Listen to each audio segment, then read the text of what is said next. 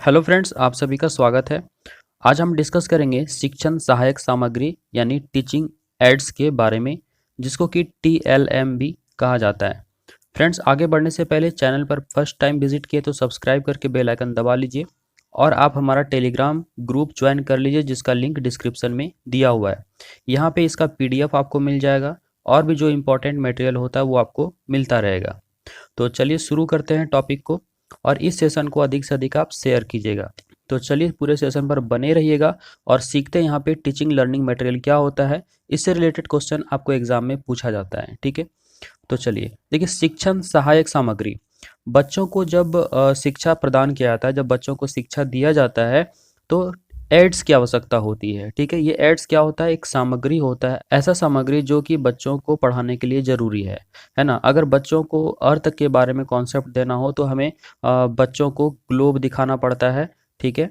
और अगर हम क्यूबॉइड का स्ट्रक्चर समझाएं या घनाभ का स्ट्रक्चर समझाएं तो हम डस्टर उसे दिखा सकते हैं या डस्टर का शेप उसे दिखा सकते हैं, ठीक है। इसी तरह से अगर ताजमहल के बारे में बताना हो तो ताजमहल का एक छोटा जो मॉडल होता है उसको हम रख सकते हैं, या फिर जो टीचिंग लर्निंग मटेरियल में आपका बोर्ड भी आ सकता है, और मार्कर होता है जिसे कि लिखते हैं। तो ये सारा टीचिंग लर्निंग मटेरियल में आता है। ये क्यों होता है? क्योंकि आपको शिक्षण अधिगम प्रक्रिया को बहुत ही आसान बनाना है, रुचिकर बनाना है। तो इसको और दूसरा नाम क्या है? TLM इसे कहते हैं, टीचिंग लर्निंग मटेरियल, ठीक है। और इसी को कहा जाता है टीचिंग एड्स। तो चलिए जानते हैं क्या है।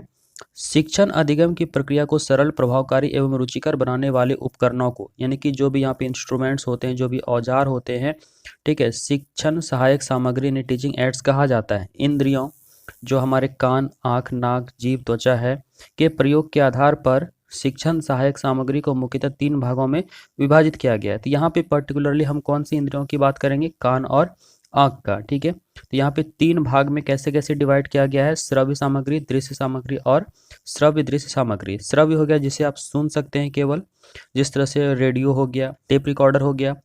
दृश्य सामग्री जैसे आप देख सकते हैं केवल, जैसे चित्र हो गया। श्रव्य दृश्य जैसे टेलीविज़न हो गया, इसमें आप देख भी सकते हो, साथ ही साथ सुन भी सकते हैं। तो चलिए इसके कुछ एग्जाम्पल भी देखेंगे, साथ ही साथ हम लोग पर्टिकुलर सभी के बारे में स्टडी करते हैं। तो देखिए, श्रव्य सहायक सामग्री क्या हो गया? जिसे ऑडियो एड्स भी कहेंगे।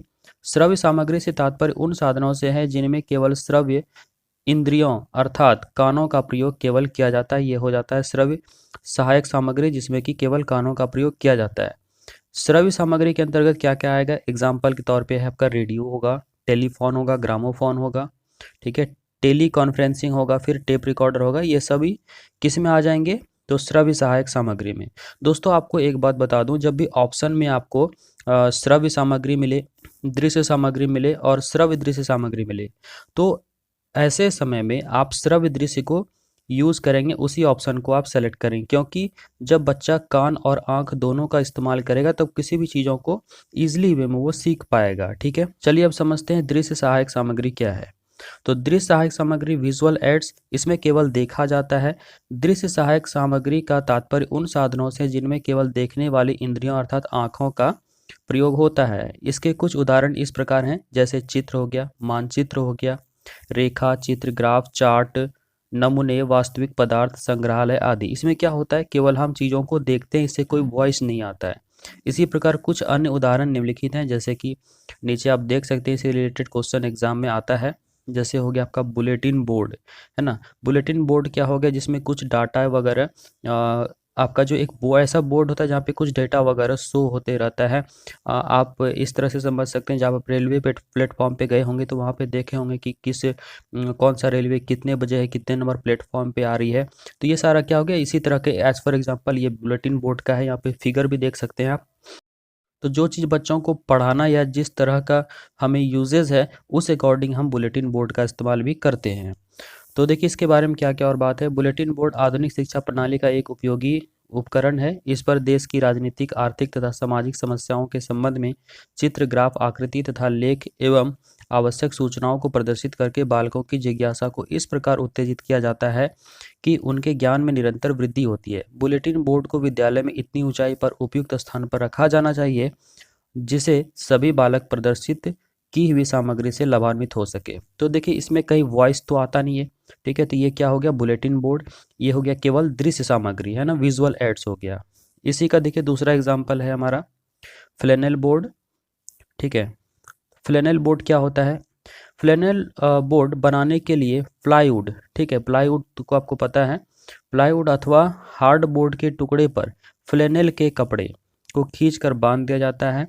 इसके बाद इस पर विभिन्न विषयों से संबंधित चित्र, मानचित्र, रेखा तथा ग्राफ आदि को प्रदर्शित किया जाता है, ठीक है। आप देखे होंगे कि जो प्लाईवुड है ना, इसके ऊपर रेड कलर का कपड़ा इस तरह से लगा दिया जाता है, वॉलवेट कलर का आप देखे होंगे। उसके बाद जो भी इमेजेस वगैरह है इसके ऊपर लगा दिया जाता है पिन करके, या फिर कोई मानचित्र वगैरह होता है तो उसको लगा दिया जाता है। स्कूल में आप देखे होंगे ऐसा, ठीक है। तो ये क्या होता है, किसी भी चीज़ को अगर दिखाना हो तो इसके ऊपर पिन करके हम लगा देते हैं। तो ये हो गया हमारा फ्लैनेल बोर्ड। अब देखिए आगे क्या है, देखिए दोस्तों यहाँ से क्वेश्चन आ चुका है आपको एग्जाम में, तो इसलिए इम्पोर्टेंट है यहाँ पे जितनी भी बातें हम आपको बता रहे हैं, इसको थोड़ा ध्यान से सुनिएगा, ठीक है। चलिए नेक्स्ट समझते हैं मैजिक लैंटर्न। दोस्तों यहाँ पे देखिए 3 चीज़ अभी आगे बताएंगे जो कि लगभग एक ही जैसा आपको मिलेगा, थोड़ा बहुत डिफरेंस है, उसी का एडवांस फॉर्म दूसरा होता है।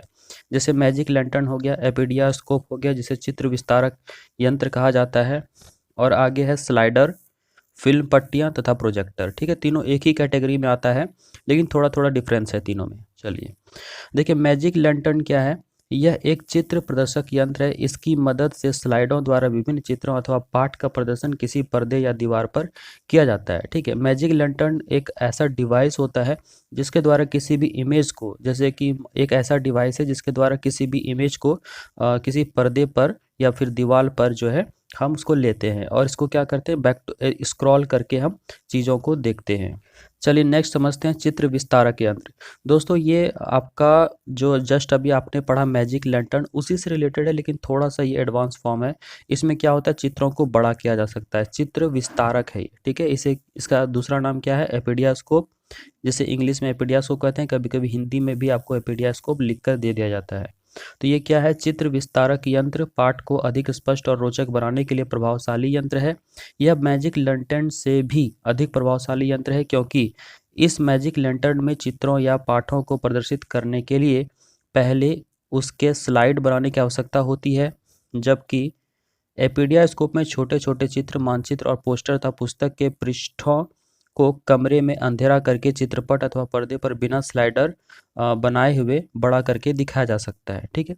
तो एपिडियास्कोप में हम जो भी है चित्रों को बड़ा करके देख सकते हैं, दोनों है एक ही चीज़। एग्जाम में आपको कंफ्यूज नहीं करेगा, कोई भी एक डाल देगा, या फिर अगर दोनों तीनों डालता है इनमें कौन सा दृश्य सहायक सामग्री है तो आपको ये सभी करके ऑप्शन जरूर देगा, ठीक है। चलिए नेक्स्ट आपका है स्लाइडर, स्लाइडर, फिल्म पट्टियाँ तथा प्रोजेक्टर।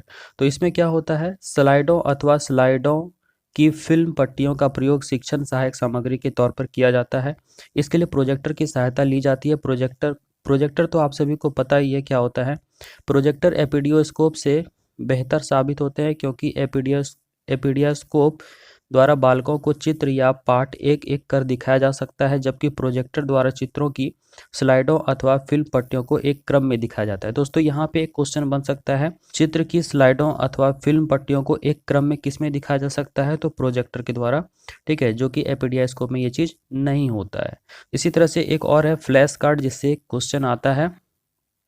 फ्लैश कार्ड क्या होता है, यह छोटे छोटे कार्ड होते हैं जिसमें चित्र बने होते हैं। यह बच्चों के शिक्षण में बहुत उपयोगी होते हैं, जैसे फल का चित्र, जानवरों का चित्र आदि। आप ताश के पत्तों को देखे होंगे, तो ताश के पत्तों पे राजा, रानी या जोकर जो भी है इस तरह का इमेज इसमें बना होता है, ठीक है।